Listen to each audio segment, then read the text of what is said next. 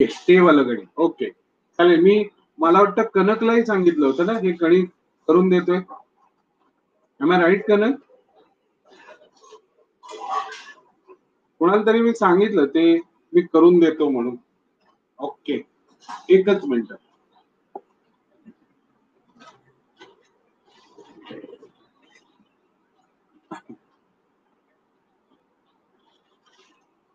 Yes great. चला हे गणित करायचं ना आपल्याला. ओके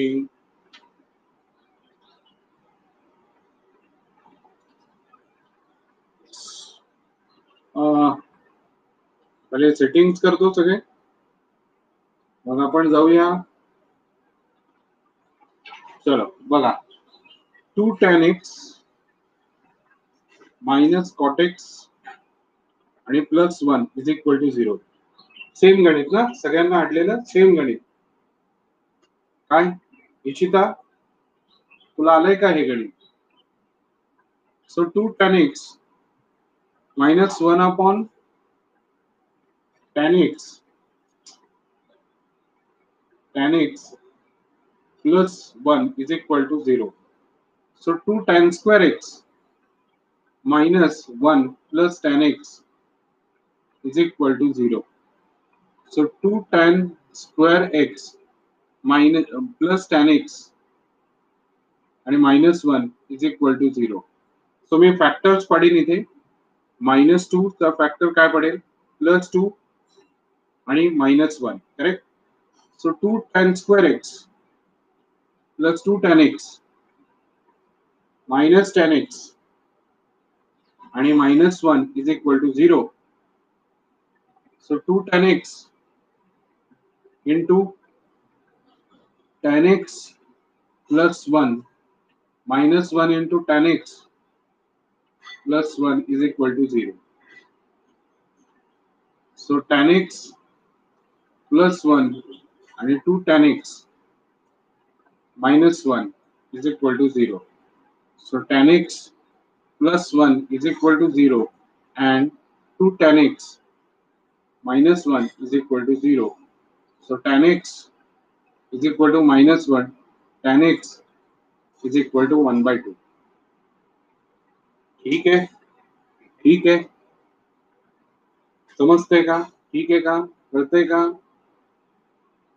आता ह्याच्या पुढे करता येईल तुम्हाला? याच्या पुढे करता येईल तुम्हाला? काय रे पोरांनो? याच्या पुढे करता येईल का तुम्हाला? चला प्लीज करा आणि उत्तर सांगा मला. प्लीज करा आणि उत्तर सांगा. आता काहींना हा 1/2 अडलाय. बरोबर आहे ना? काहींना 1/2 अडलाय.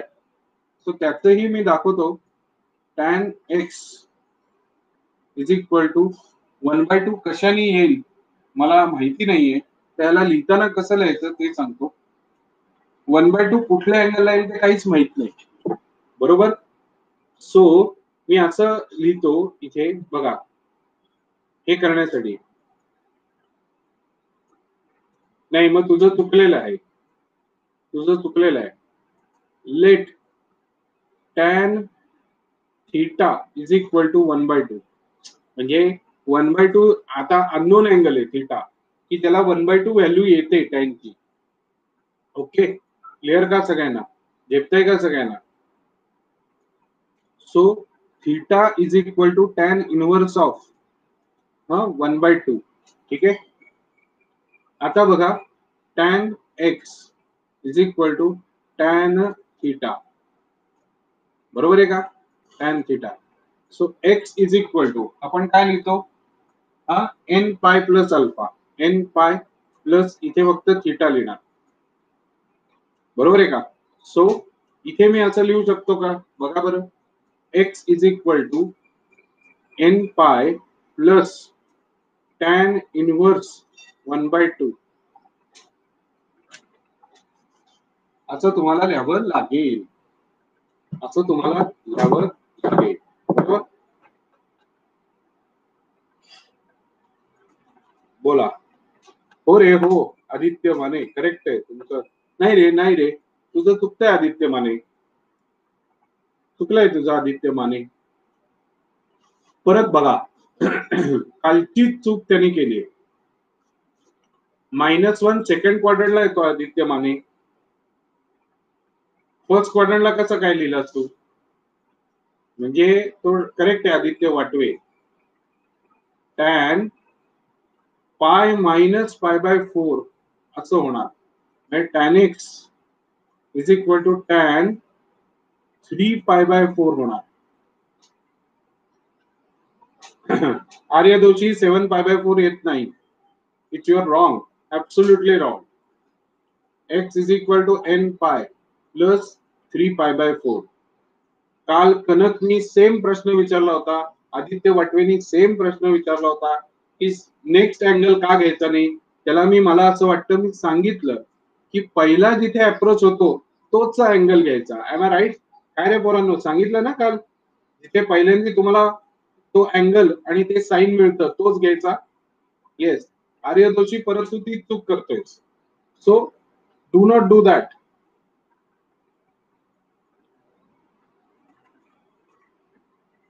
कळलं का? दोन आन्सर जनरलाइज मध्ये कधीही येत नाहीत एका अँगलला. कारण ते जनरलाइज आहे, सगळंच येणार आहे. त्याच्यात एन ची व्हॅल्यू टाकत गेलास की सगळं येणार आहे. कळलंय का? त्यामुळे तसं होत नाही. सगळ्यांना झेपलंय? दुसरं आलंय का? 2 नंबरचं आलंय का कालचं होमवर्कचं?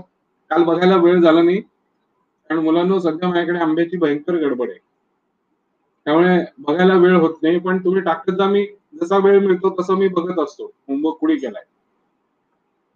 ओके, काल आपल्याला साइन रूल शिकायचा होता. कोसाइन रूलचा होमवर्क सांगितला होता. तुम्हाला जमलाय का कोसाइन रूल? तुम्हाला जमलाय का कोसाइन रूल? बोला, कोसाइन रूल तुम्हाला जमलाय का? जमलाय ना? ठीक आहे, ग्रेट. ओके, मग आता साइन रूल शिकवते बघा.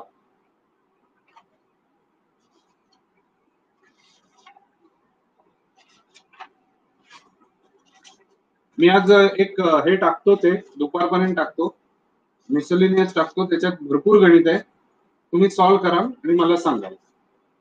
ठीक आहे? साइन रूल, चला हेडिंग द्या, sine rule.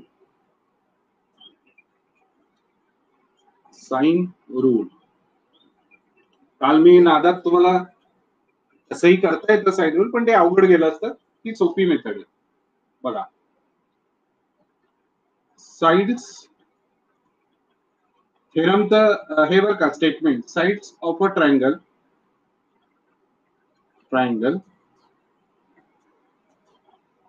are proportional to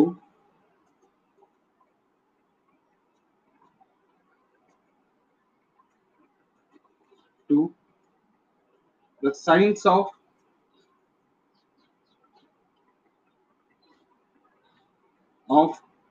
opposite angle.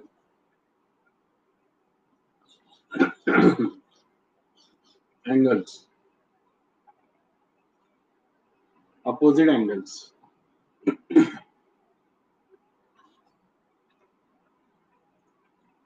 In triangle ABC, A upon sine A is equal to B upon sine B is equal to C upon sine C. ठीक आहे? आता त्याचं statement आणि proof देतोय. Consider any triangle ABC. ठीक आहे?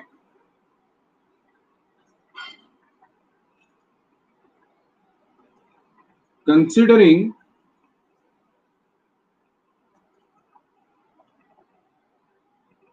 angle A and angle B, हे सगळ्यात सोपं आहे बरं का. Angle A and angle B to be acute and hence cases 1, angle C is acute. Second, angle C is obtuse. And angle C, third, is right angle.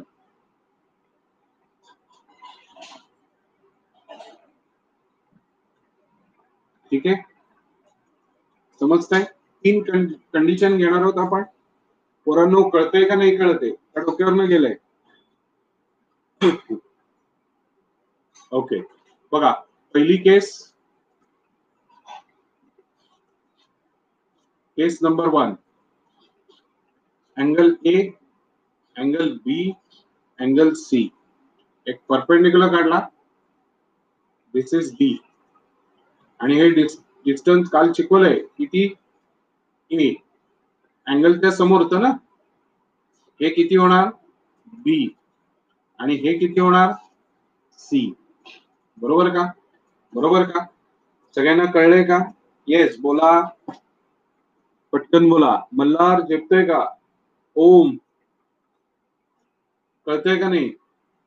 आता दुसरी केस काय सांगितले, अँगल सी इज ऑब्टूज. त्याचा डायग्राम काढतोय मी.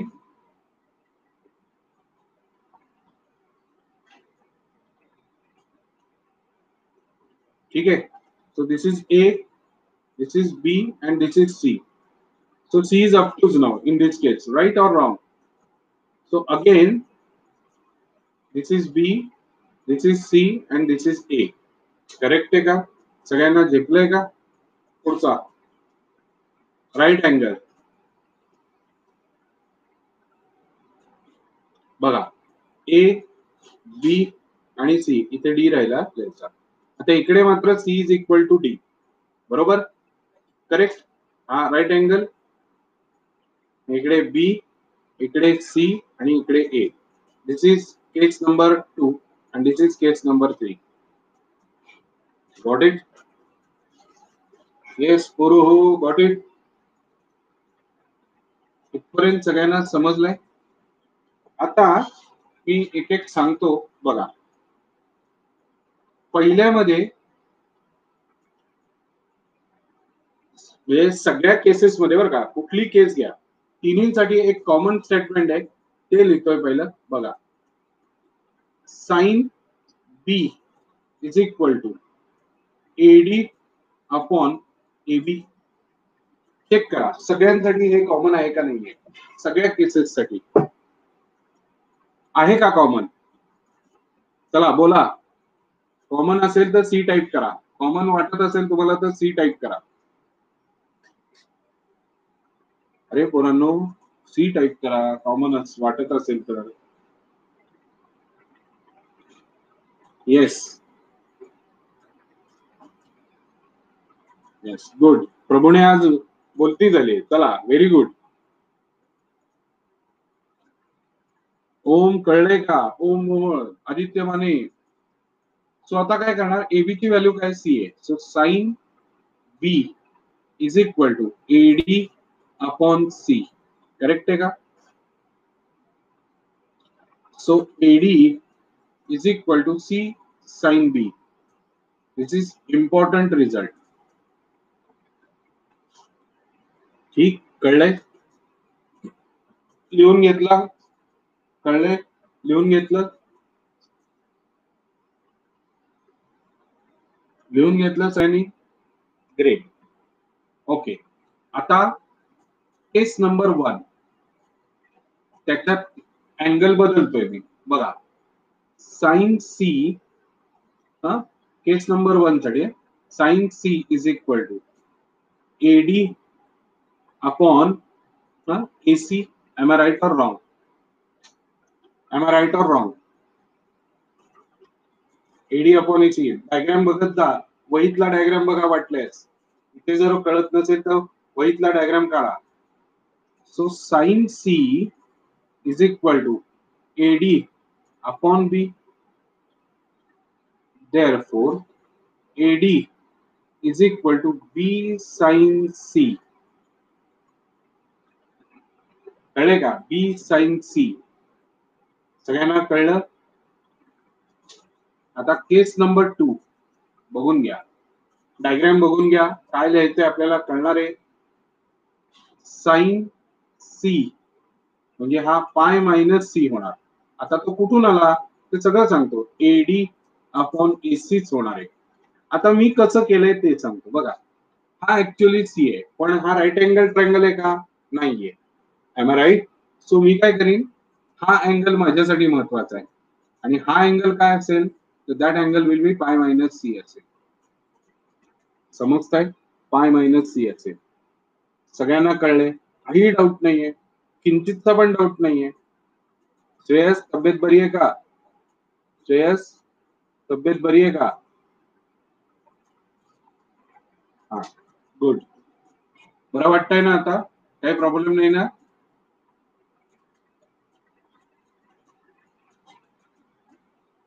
Okay, great. लवकर recover व्हा आणि आयुष्य चांगलं काढा. आरोग्यमय जाऊ दे तुमचं. ठीक आहे. So AD is equal to B sine C. ठीक आहे. पुढच्याच आता केस नंबर 3 बघा. केस नंबर 3 ला मी असं करीन, जरा त्याच्या शेजारी लिहितो म्हणजे तुम्हाला कळेल. A B upon A C is equal to 1. पटतंय का बघा ते? कारण सी आणि डी सेम पॉइंट आहे. तुम्हाला पटत असेल तर सगळ्यांनी सांगा सी. क्लिअर? सगळ्यांनी सांगा सी. चला, एडी अपॉन एसी, कारण सी आणि डी सेम पॉइंट आहे. मग त्यांचा रेशो एकमेकांची काय असेल? तुम्ही आन्सर सांगेस तोपर्यंत मी असाच बसणार बरं का. सगळ्यांनी सांगायचं. आणि मल्हार तू सुद्धा. सर्व साक्षी, समृद्धी. ओके. सो एक लक्षात घ्या, ऐका ऐका, एक लक्षात घ्या. AD upon AC is equal to 1. मग मी असं लिहू शकतो का, AD upon AC is equal to sine pi by 2, because sine pi by 2 is 1, right?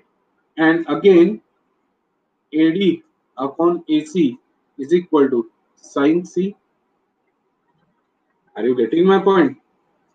So AD upon B is equal to sine C. Finally, what we are getting here, D. And three all cases we are getting AD is equal to sine B sine C. Right or wrong? झालं का सगळ्यांचं लिहून? Z N C लिहा. झालं असेल तर Z N C लिहा.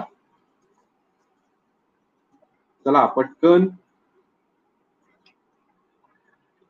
Okay, great great. आता बघा. So equating values of AD, equating AD. ठीक आहे. So C sine B is equal to B sine C. Correct? yes. So I can write here b upon sin b is equal to c upon sin c. Am I right or wrong? Am I right or wrong? सगळ्यांचं लिहून झालं की सांगा. Z N C सगळ्यांचं लिहून झालं की सांगा. मानसी कळतंय का? काय Mansi?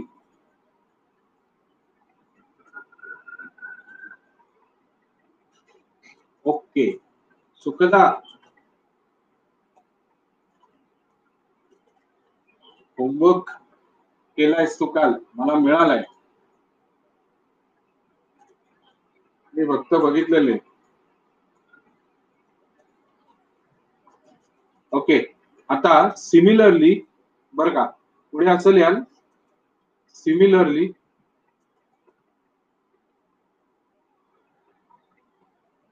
b upon sin a b we can prove actually a upon sin a. कसं प्रूव्ह करू शकतो आपण? मी तुम्हाला जस्ट एक डेमो देतो, तुम्ही आज करायचंय. तो जो ट्रायंगल आहे ना, तो फक्त रोटेट करा. ए बी आणि सी करा. ओके, काम झालं तुमचं. बरोबर का? येस और नो? काल आपण ह्याच्यात केलेलं आहे, होय की नाही पोरांनो? हा, करेक्ट केलेले. Right right right.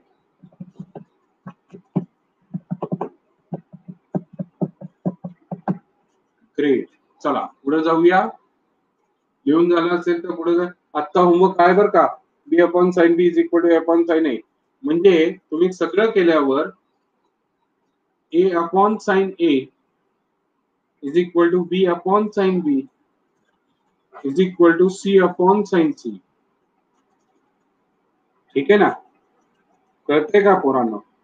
हा कळते? नक्की कळते? Very good very good. हे जर कळत असेल तर काहीच प्रश्न नाही. हा आता एक 2च मिनिटं मी एक व्हिडिओ दाखवणार आहे. हा तुम्ही एवढं सगळं शिकलात बरं का, तुम्ही सगळं एवढं शिकलात की हे असं असतं तसं असतं, साइन रूल असतो वगैरे, पण तो का वापरायचा? एक मिनिट. 2R मी काल स्पष्ट भाषेत त्या दिवशी सांगितलं, इज इक्वल टू 2R. हे मी जेई मध्ये तुम्हाला प्रूव्ह करून देणार आहे. मुलांनो सांगितलं ना, जेई मध्ये आपण ते बघणार आहोत म्हणून. त्यामुळे आता मग इज इक्वल टू 2R कसं आलं याचं उत्तर तिथे मिळेल. डोंट वरी. अरे सॉरी नाही, लक्षात ठेवा मी काय सांगतो याच्याकडे लक्ष देत जा. मी व्यवस्थित सगळं क्लिअर केलेलं असतं. मी आधांतरी काहीच बोलत नाही रे. बरं आता आपण साइन रूलचा उपयोग काय हे बघणार आहोत. कळलं का? तुम्ही का शिकताय साइन रूल? तर याचा व्हिडिओ चालू व्हायच्या अगोदर बरं का, याचा व्हिडिओ चालू व्हायच्या अगोदर मी एक गोष्ट स्पष्ट करतो. तुम्हाला ऐकायला येत असेल व्हिडिओ चालू केल्यावर तर ओके म्हणून टाईप करायचं सगळ्यांनी, ए टू झेड. क्लिअर आहे का सगळ्यांना? हा म्हणजे तो व्यवस्थित कळतोय की नाही मला कळेल. आणि नीट ऐका, याच्यात साइन आणि कोसाइन रूल कसा वापरतात ते उत्तम दिलेलं आहे या व्हिडिओ. मी माझा पहिला व्हॉइस बंद करतो आणि व्हिडिओ चालू करतो.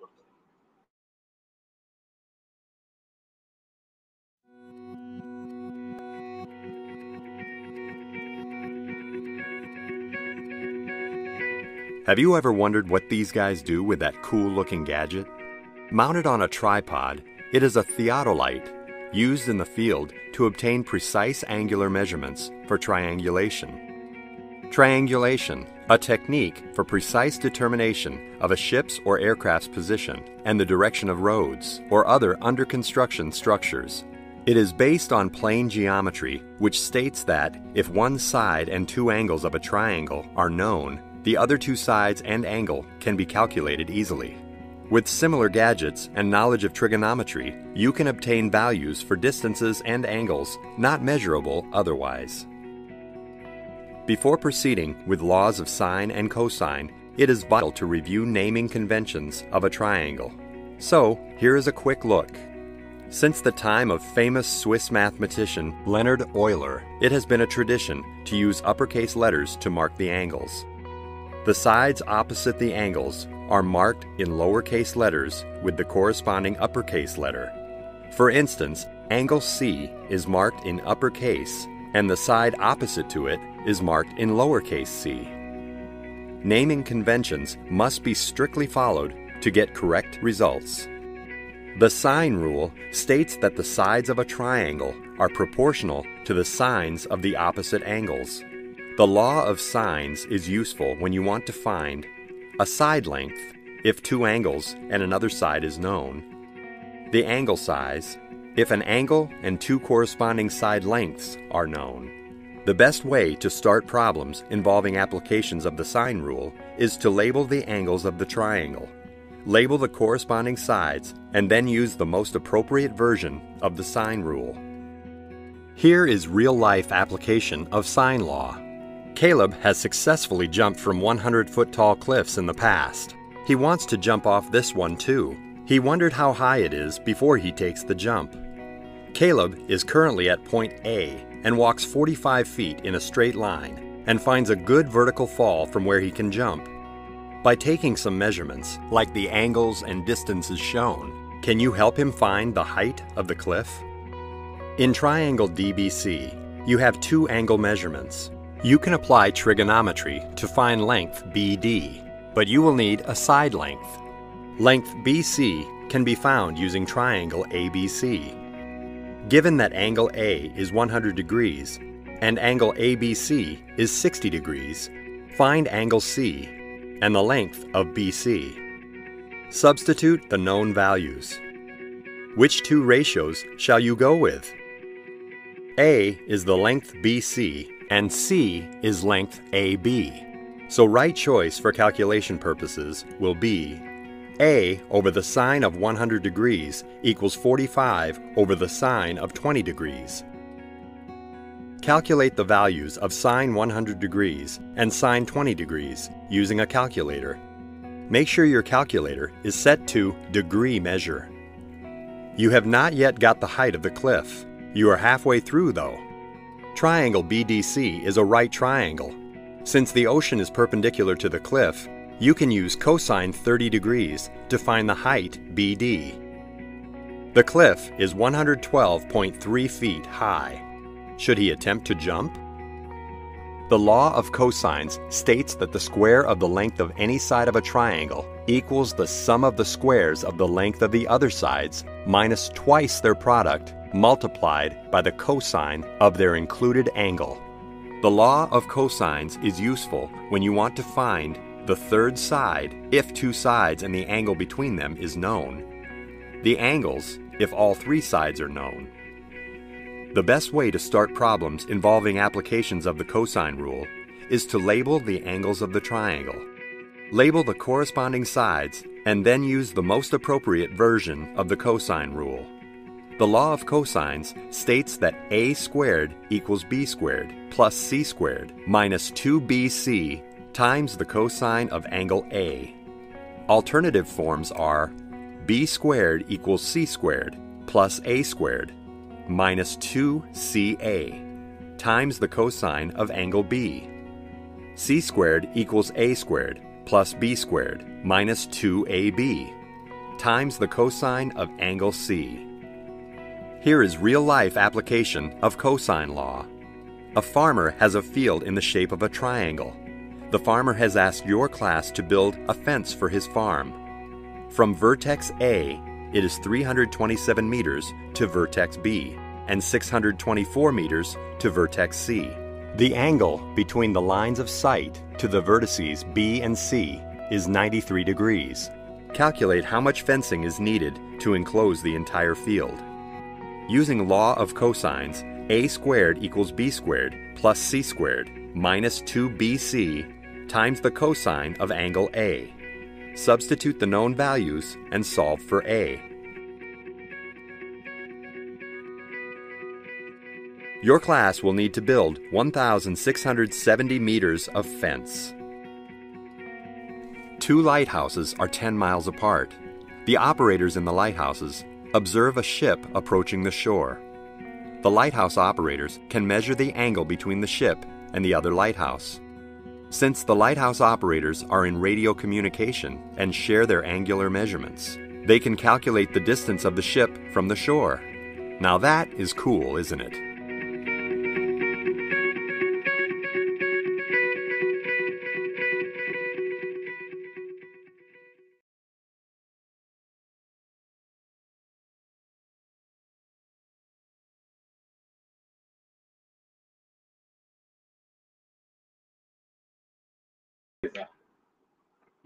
त्याचा ऍप्लिकेशन काय कळले का सगळ्यांना व्यवस्थित की वाय वी नीड दिस. तुम्हाला एक गंमत सांगतो बरं का, म्हणजे हे जे पीसीबी वाले असतात की नाही, फिजिक्स केमिस्ट्री बायो, फक्त डॉक्टर होणारे, या लोकांना असं वाटतं की मॅथ्सची काही गरज नाहीये, मी का शिकायचं maths.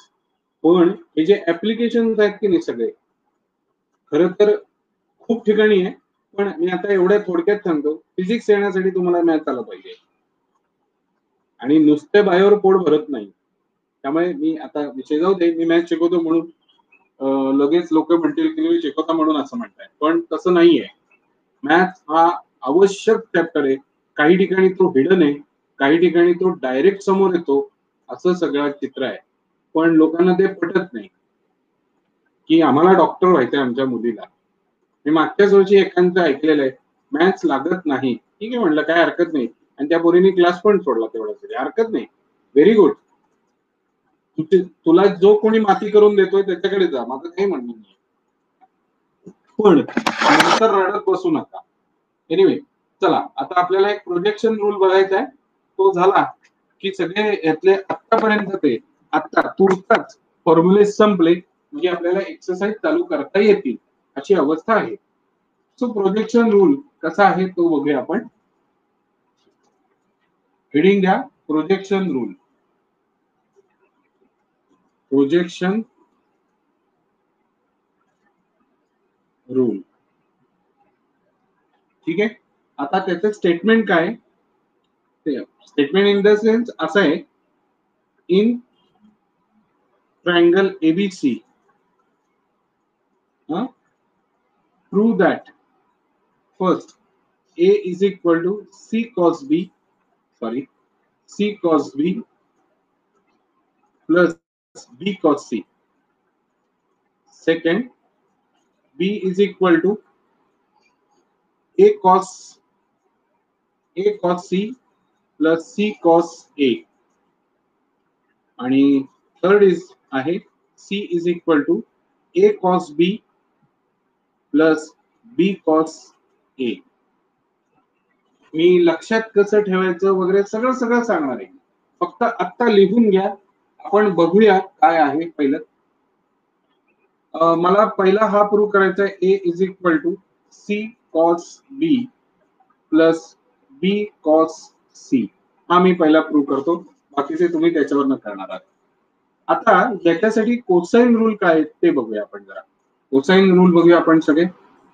B square is equal to A square plus C square minus 2AC cos B. हा एक बघितला. नंतर A square is equal to सगळेच बघणार आहोत, म्हणजे B square plus C square minus 2BC cos A बघा. आणि C square is equal to A square plus B square minus 2AB cos C हे बघितलं आपण. करेक्ट. आता मला इथे cos B आणि cos C ची व्हॅल्यू हवी आहे बघा. So RHS is equal to C cos B आणि प्लस B cos C. आता ह्याच्यावरनं तुम्हाला सांगतोय बरं का, हे बघा, हे याच्यावरून कसं लिहिणार बघा. But B square is equal to A square plus C square minus 2AC cos B. Therefore 2AC cos B is equal to A square plus C square minus B square. Am I right or wrong? चला पटकन बघा, कळतंय का? Yes पोरो, तुम्ही सांगा मला, कळलंय का नाही कळलंय? झेड टाइप करा, झेड टाइप करा. So cos B is equal to A square plus C square minus B square upon twice AC. आणि सिमिलरली आता मी परत हे दाखवत नाहीये, आपल्याला cos C ची व्हॅल्यू हवी, तर मी इथे डायरेक्ट लिहितोय. सिमिलरली मी C स्क्वेअरचा फॉर्म्युला वापरणार ना. सिमिलरली, ठीक आहे, cos C is equal to A square plus B square minus C square upon twice AB. बरोबर. आपल्याला ही cos C ची व्हॅल्यू आणि cos B ची व्हॅल्यू ते सबस्टिट्यूट करायचे. अभ्यास कसा करायचा हे सांगण्यामागचा उद्देशच आहे, कारण हा चॅप्टर सोपा ऍट ऑल नाही, ऍट ऑल नाही, हे लक्षात ठेवा. तुम्ही जर या भ्रमात असाल की हा खूप सोपा चॅप्टर आहे, कारण सुरुवातीचा एक्सरसाइज खूपच सोपा होता, तर अजिबात नाही, तुमचा भ्रमनिराश होणार आहे. इथे A square plus B square minus C square upon 2AB. तुम्हाला इथे रोज अभ्यास करणं भाग आहे, अन्यथा हा येणारच नाही. ठीक आहे, कळलंय का कसं केलंय? चला ZNC, come on fast ZNC.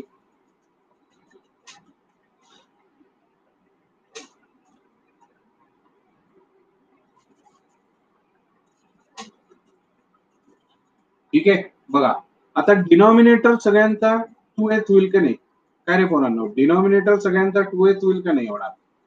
So वर लिहूया a square plus c square minus b square plus a square plus b square minus c square. Correct आहे का? c स्क्वेअर या minus c square, b square या minus b square, बरोबर. 2a square upon 2a. Right or wrong? 2 cancel झाला, a is equal to a. बरोबर. Final answer आलं बघा. कळलंय का? कळलंय का? तुमचं कळलंय का? तुम्हाला कळलंय का? आमचे एक सर असं म्हणायचे, नाकात बोलायचे, कळलंय का करून. ओके. आय होप सगळ्यांना मी काय शिकवलं आज ते कळलं असेल. हो, घेणार ना.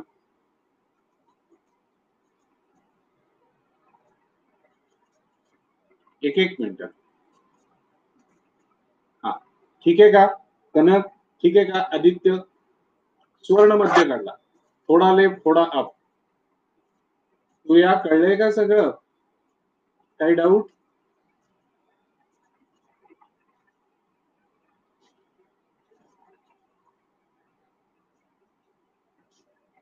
काही डाऊट?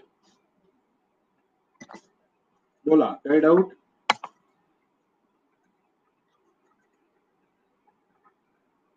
No doubt. ओके, सगळ्यांना व्यवस्थित क्लिअर आहे. आता जो पुढचा विषय आहे, झाले का सगळ्यांचे लिहून? पटकन रेड्यांचे करा. इशिता कदम, कळले का नाही कळले? Miss Rama,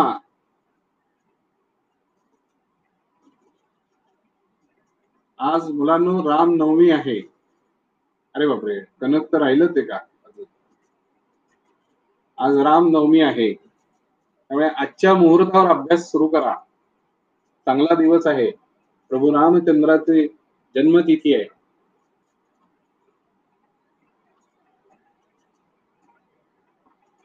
yes. आता तो अभ्यास कसा करायचा या संदर्भातल्या 2 गोष्टी फक्त सांगणार आहे, फार वेळ काढणार नाहीये तुमचा. 2 गोष्टी करायच्या. नंबर 1 आणि मी नंबर 2 टाकतो. जेईचा कसा अभ्यास करायचा ते मी सांगतो, आणि इकडे बोर्डचा कसा अभ्यास करायचा ते सांगतो. या 2 गोष्टी करायच्या. बोर्डच्या अभ्यासासाठी पॉइंट नंबर 1, क्लास मध्ये जे जे होतंय ते पुन्हा एकदा रिपीट करायचं. Repeat telecast. कळलंय? रिपीट कसं करायचं? प्रत्येक गणित न बघता सोडून काढायचं आणि अनालाइज युअर अंडरस्टँडिंग.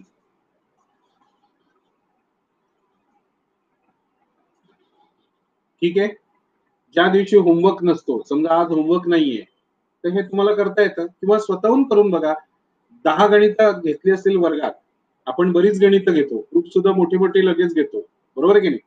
जर समजा 10 गणितं घेतली असतील तर त्यातली 5 गणितं करून बघायची न बघता कुठल्या स्टेपला अडतंय, आणि नेक्स्ट डे लेक्चर मध्ये पहिलं तेच विचारायचं.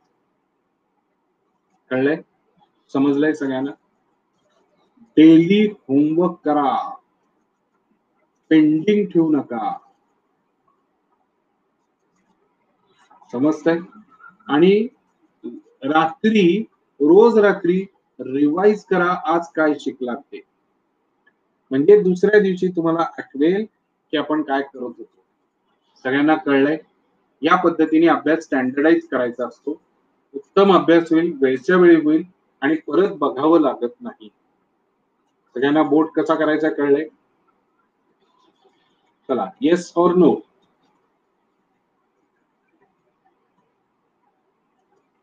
ओके. आता जेईचा अभ्यास कसा करायचा? तुम्ही जे काय पुस्तक उचललं असेल ते पुस्तक जे काय असेल ते, ठीक आहे. सपोज आता सर्कलचा टॉपिक चालू आहे, जनरल इक्वेशन शिकवलं असेल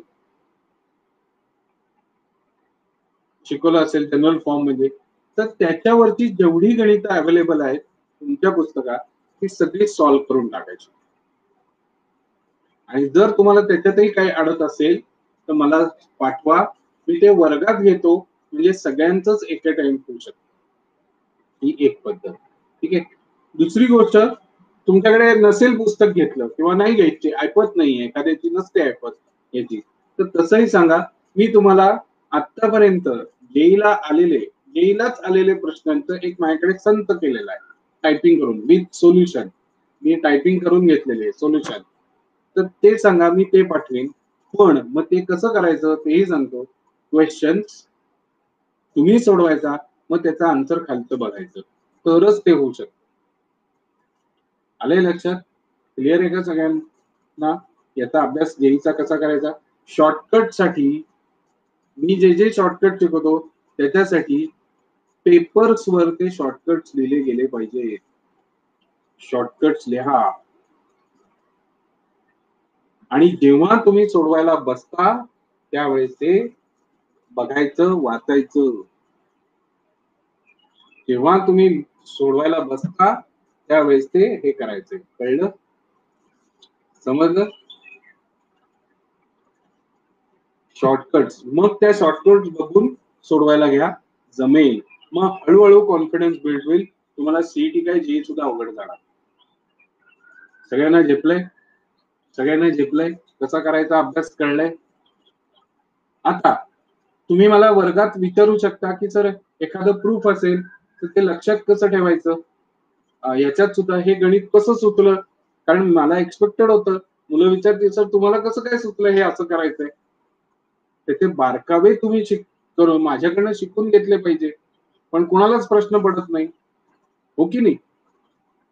सो त्याच्यावर भर द्या की मी विचार कसा केला असेल, तुम्ही तो करायला शिकलं पाहिजे, बरोबर की नाही? तेव्हा गणित येईल की नाही तुम्हाला. सगळ्यांना विषय कळलाय, कसं सोडवायचंय कळलंय, कसं सोडवायचंय कळलंय. माझ्या मते या पद्धतीने इथून पुढे